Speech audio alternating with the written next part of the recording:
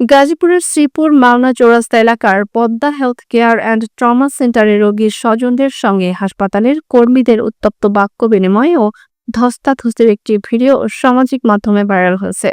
শুক্রবার রাতে পেটে ব্যথা নিয়ে হাসিবুল তার স্ত্রীকে নিয়ে হাসপাতালে গেলে কর্তব্যরত চিকিৎসক 5টি পরীক্ষা দেখে দেন। টাকার অভাবে 3টি পরীক্ষা করাতে পারলেও বিল কমানোর চেষ্টা করে হাসপাতালের কর্মীরা ক্ষিপ্ত হন। এ ঘটনার পর রোগীর স্বজন ও হাসপাতালের কর্মীদের মধ্যে ধস্তাধস্তি হয়।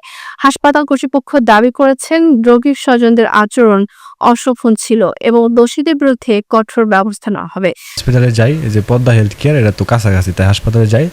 যার পর আমাকে বলে একটা ভিজিট কাটতে 500 টাকা দেয়। ভিজিট কাটার পর আমি বলছি ডাক্তার দেখাবে। পরে ডাক্তার তারা কই থেকে জানি ফোন দিয়ে নিয়ে আসলো। ফোন দিয়ে নিয়ে আসার পর বলতেছে যে আপনি 5টা পরীক্ষা করেন সাধারণ পেট ব্যথার জন্য। পরে 5টা পরীক্ষা আমি নিয়ে গেলাম কাউন্টারে, তারা বলতেছে বিল আসছে 3800 টাকা।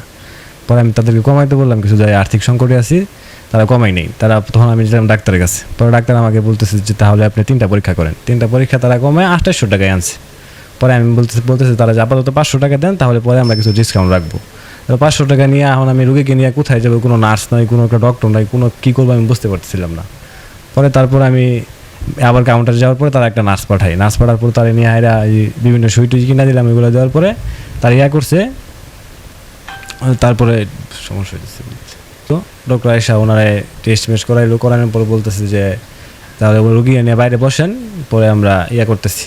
অনেকক্ষণ পরে তারা আসছে, আয়েশা এরা রিপোর্ট দিছে। রিপোর্ট দেওয়ার বলতেছে যে কোনো সমস্যা নাই, গ্যাস টেস্ট প্রবলেম, বাসায় নিয়ে যান বা ভর্তি রাখতে পারে।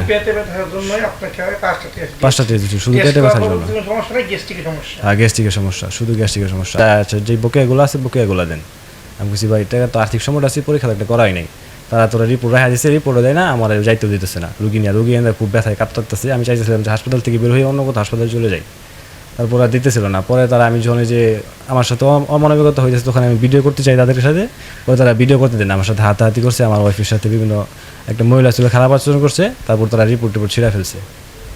শ্রীপুর উপজেলা স্বাস্থ্য কমপ্লেক্সের পরিবার পরিকল্পনা কর্মকর্তা ডাক্তার মোহাম্মদ শফিকুল ইসলাম জানান, এখনো এ বিষয়ে কোনো অভিযোগ পাওয়া যায়নি, তবে অভিযোগ এলে আইনি ব্যবস্থা নেওয়া হবে। স্থানীয়রা দ্রুত নিরপেক্ষ তদন্ত ও দোষীদের শাস্তির দাবি করছেন।